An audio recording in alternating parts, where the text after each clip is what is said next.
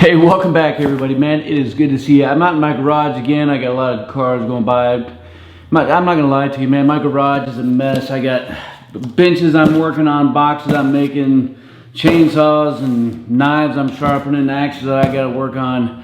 But I had to stop and push around a few things. I just got a package in the mail. What? It's from Kifaru, and I want to bust this open and show you as I'm looking at it for the first time. You're going to look at it with me for the first time, so that's pretty awesome. So, you know, before I do, I want to tell you a little bit about my experience with Cafaro, and one of the primal reasons I went ahead and picked up one of their packs.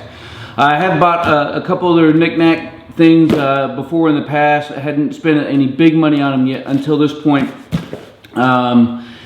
But while I was deployed, you know, I'm not gonna lie to you, I probably reached out, you know, just about a year and a half ago, 2 years ago, to 100, 150, maybe even 200 different companies and organizations around the United States. And so where I was at, I had guys all over Iraq and all over Syria, Kuwait, Jordan, a couple other little spots.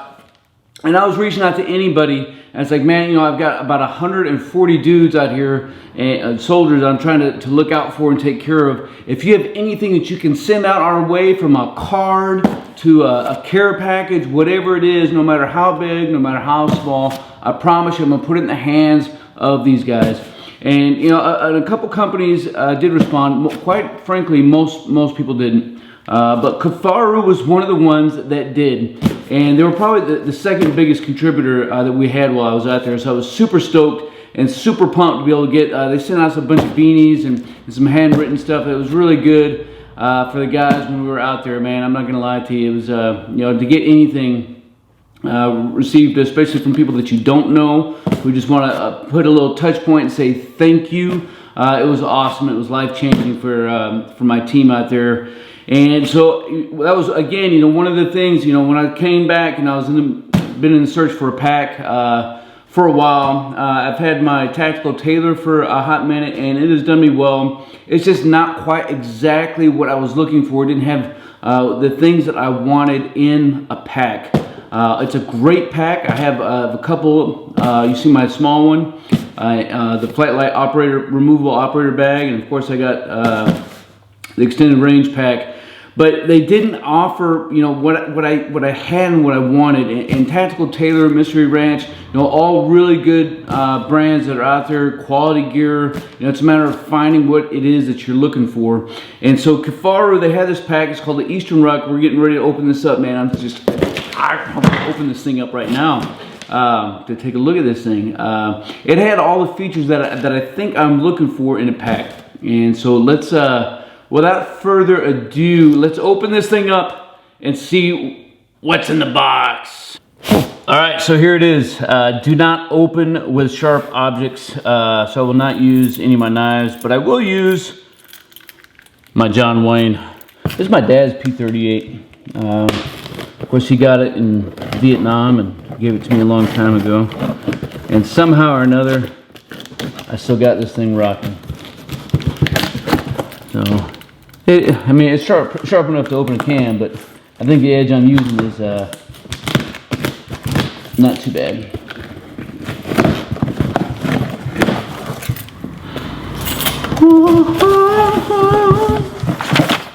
Packing list. I got 2 belt pouches in here, and an Eastern Ruck is what we ordered. Oh man, look at this thing. Let's put these off the side here. Don't need no stinking box. All right. We'll just take a look at this thing from top to bottom here and take it around and some look at. Yeah. All right. So Eastern Ruck. I want to say that it's listed a little weird. Wow, man. I tell you what, material is amazing. Look at this thing, you know, stitching already. I can tell I'm down with. Got top pocket up here, good for mapping whatnots. Top grab handle. Straps are alright. Straps are alright. I know they make an external pack. I want to say that you can clip on here as well if you wanted to beef this up for any reason. Looking pretty good. All right.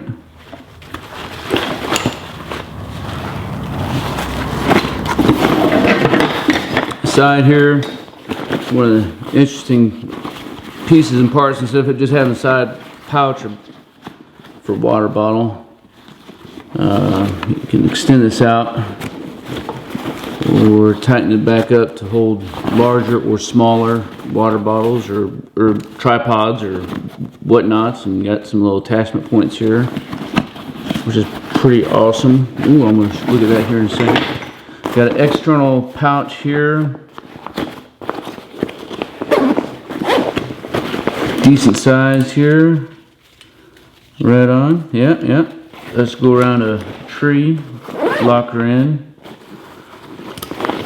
These two pouches, almost Alice pack-ish, in design, which is one of the things I was kind of looking for, as far as having a top loader, as well as a couple, pouches on the outside. But man, I just didn't want molly webbing all over the place, and I'm not a fan of clamshell. But this has something that I do love. So this is definitely big enough for some magazines or whatnots, whatever you want to throw in there. And loosen this guy up. Of course, everything here is made in the U.S. Got a little accessory pouch in here, zipper whatnots. Just, man, I'm looking at this thing, for the first time, kind of like you guys are, so I'm just kind of exploring. And let's go and open up one of these side pouches. So this is kind of a interesting feature of having side entry panels like this, which are absolutely huge, man. That's close to a foot. I have the specs in front of me, close to a foot tall, and it has one on both sides. So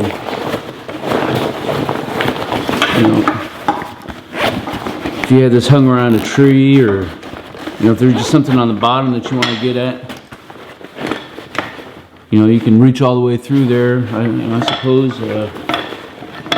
Pardon the noise of this thing. It's not the bag. It's my table. If you could put a dead, a wounded dog or something in there. I guess you could do that. Oh, look at that! You got a little extra pouch right there. And extra little pouchy pouch right there. Some grab gear. Got a lot of attention to detail in this bag. A lot of attention to detail. And on this side we have one tall one. So we're on the right side, on the wearer's right side, you got a couple little pouches here. On the left side you have one tall pouch right there. Right? That's pretty dope. It does have a couple aluminum stays in it. I want to say for the frame. Yeah, a couple aluminum stays in there. Plenty of attachment points for all kinds of possibilities here. Man, I'm digging it. I can't wait to get this thing loaded and do some gear dumps with you. And just to show you these are the small. Yeah, these are their small ones, which I thought was going to be good enough size for whatnots. So fix them in on the belt or whatever's. So I got a pair of them. Not too bad. Man, I'm digging this thing. I'm digging it.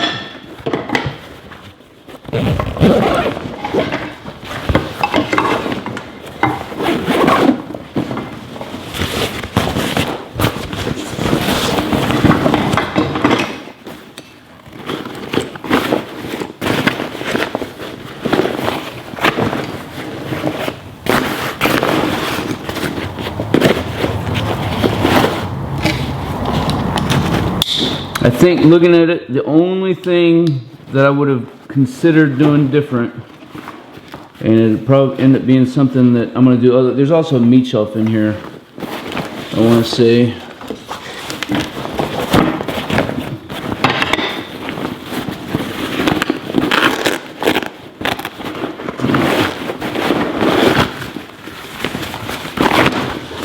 Once you get a little meat shelf there, wrap around, throw in, again, you know, maybe another wounded dog or a side of meat that you want to get inside your pack. So you got that there. I kind of like having this grab handle on the bottom as well. I think the one thing that's missing is something to strap some, you know, maybe some bedding on the bottom here, or whatever it is that you may want to strap on the bottom.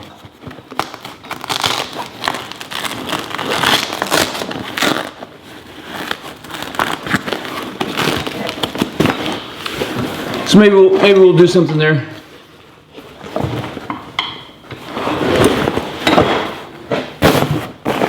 All right, so there you go. You know, again, on the specs right in front of me, I want to see it's listed right around 2,800 cubic inches. I actually just tried to look up the specs on their site, but I didn't see their pack on there. So maybe I know it's been on and off the table for a little while. But again, you know, if this is any testament to any of the products that Cafaro makes, man, I tell you, man, this thing just looks bomber-proof, man. I'm really going to love this thing. Particular design, I think, is perfect sized and used for everything from an everyday carry to, man, I could probably squeeze, you know, 3 days out of this on the trail for sure, especially with a couple little things I have in mind. So, you know, I'll take a little bit of time and get this thing loaded out. Again, we'll get some gear dumps done. I'll tell you something else that these guys hit right. These belt straps pull them towards you as opposed to away from you. Man, that's money right there. So again, you don't have anything loaded in it. But, you know, whatever. I'll get some stuff loaded in and we'll do a daggum gear dump. How does that sound?